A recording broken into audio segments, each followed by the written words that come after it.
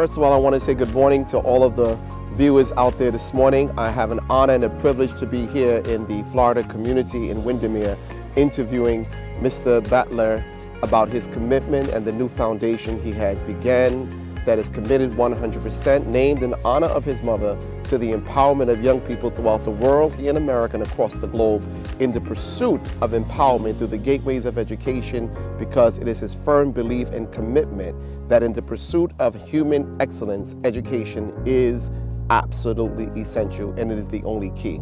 So I want to say, first of all, thank you very much. Thank you very much for coming here. Thank you for the honor and the privilege. Time. Tell me a little bit about why did you create this foundation, and what is the background behind the name Halima? I was born in the late 30s and went to school in the 40s and 50s in Pakistan after the partition was done. Came to Pakistan in 1948. Yes, sir.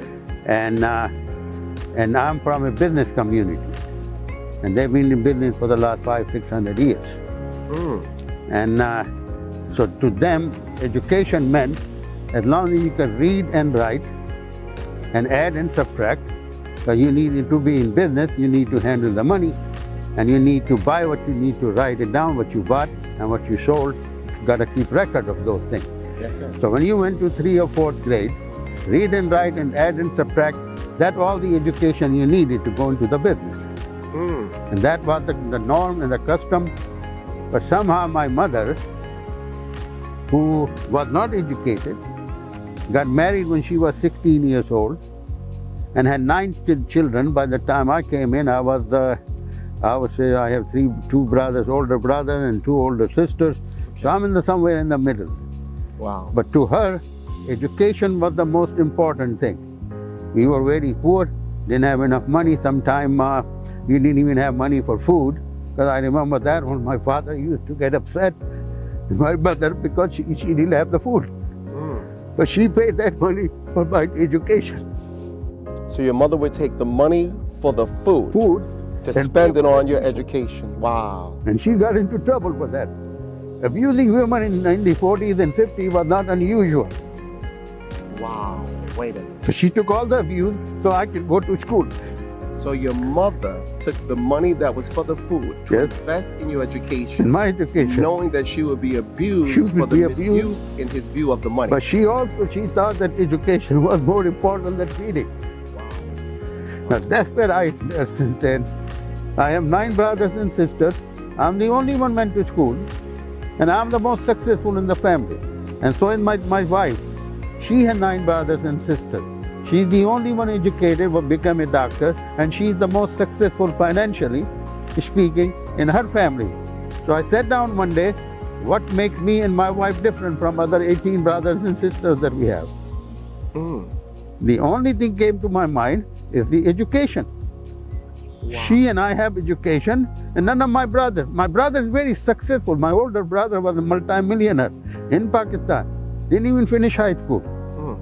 So making money has nothing to do with education. Making a living has to do with education. Can you repeat that for the viewers? Making money has nothing to do with education, but making a living. With your success you have had, by the grace of God, you've been very successful in building businesses and experiencing the greatness that God has bestowed upon you. You are now refocusing your life as you come to your final stage of your contribution to humanity, that you are now dedicating your resources and partnering with others that believe in your vision to invest in education. So tell me, for example, your mission is to empower. Yes, sir. Give me an example. For example, you're from Pakistan originally, Yes, right? Sir. And one of the things I believe that in America, there's a very large, successful Pakistani community that America has benefited tremendously off. Many of the doctors, the engineers, a lot of professionals, they've come to America. Yes, sir. And they've benefited, but they've also made significant contributions.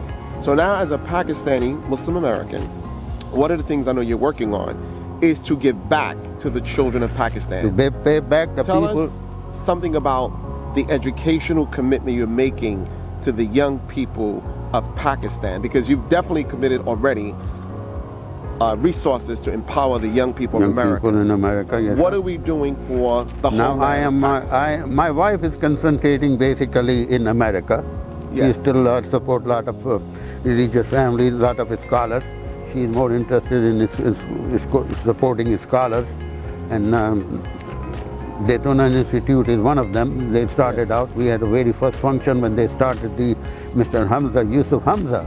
When he got into this business 20, 30 years ago, the first fundraising was done in my house, right here in this fort. And I think you raised about, like $140,000? And almost close to $150,000. And so the first function he ever had a fundraising dinner anywhere was right here. Was right here in Orlando. Orlando, Florida. And we've been supporting him and the Unity Foundation. Yes, I remember in California.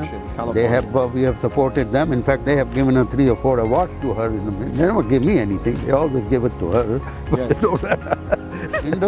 I'm sponsoring 25 people up there at this point, and at $1,250 a month. And they usually want money up front for the whole year. 1,200. I have 25 students, 25 nurses. Okay, so and they're all from all. So for 25 nurses you sponsor, yeah, it's costing you $50 each person. Each person at $1,250 a month. $1,250 a month. Wow, that's beautiful. And they're all from all over the country. From the frontiers. I looked up the list of the people that we have selected. Yes, sir. There are 4 of them from the frontier. Some of them are from Balochistan, and Punjab, and Sindh, and Karachi. It's a mix of all those people. 25 nurses, and for $1,250 a month. That's $50 a month. So each nurse is costing $50. $50 a month, 4 years. Wants to sponsor it's a 4-year 25 of them. That's amazing. No, what I do is I don't give away money. It's a micro loan. As the students you sponsor are successful, they pay back to the foundation.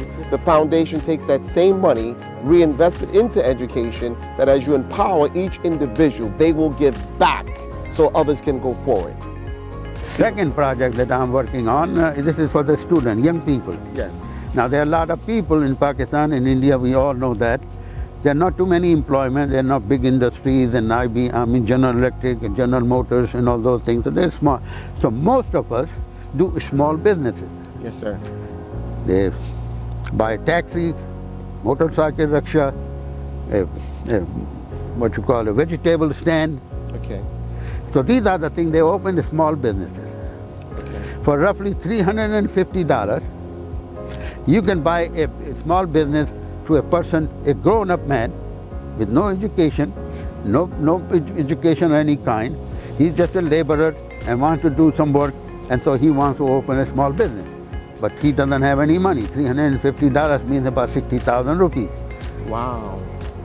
So 350, in fact, it's almost 80,000 rupees. It's almost 80,000 rupees. 80,000 rupees. You give a micro loan to an individual who is already in the business or needs to start a business. Right. And you invest $350. And then we don't give him the money again. Okay. We ask him what he wants to buy, what he wants to do. Let me give you an example. It's a very successful story. Okay. This gentleman, young man about in his 30s, no skills, no education, he's a laborer, day laborer. And he make whatever 10, 15, 5,000, 10,000, 510,000 rupees. Average income in Karachi is about 30,000 rupees, which is $200. A month? A month. Wow. So he makes about 30,000 rupees average. And but he came to us and he said he wants to open a curtain shop. Now how he learned a curtain, but they're really the material. The fact he wants to open a curtain factory. What would it take? I need a machine, I need a few material.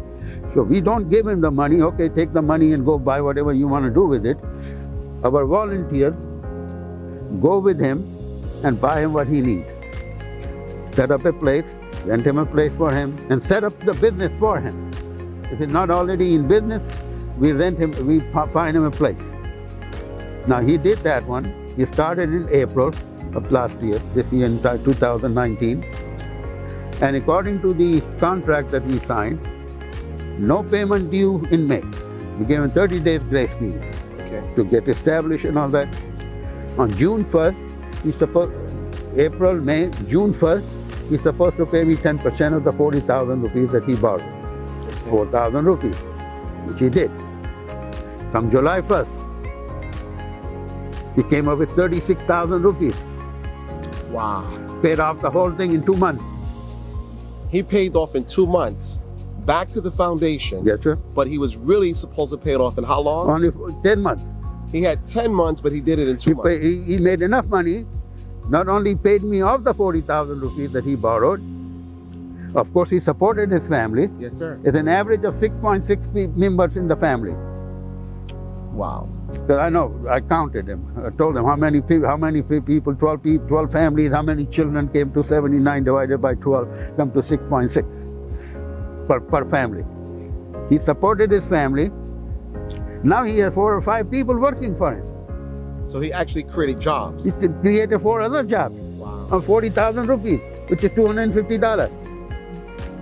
So a small investment in people's ability to do something for themselves. We started out in April with 12 families. At this point, I have 50 families. From April to now, 50 Yes, families? I have 50 families. So the Hasina Battla Yes, Foundation yes. is dedicated to this process of the empowerment of these And young then in Karachi, we have, I would say at this point, I have 50 students in high school. people. Okay. Then that cost about to go to private school. Government school don't give you much education, so I send them to private school. Cost about 6,000 to 7,000 rupees. If you send to somebody here, but since I have make some arrangements. So 6,000 to 7,000 rupees is what in US dollars? 4,000 is how much in US dollars? Divided by 150, about $30. $30.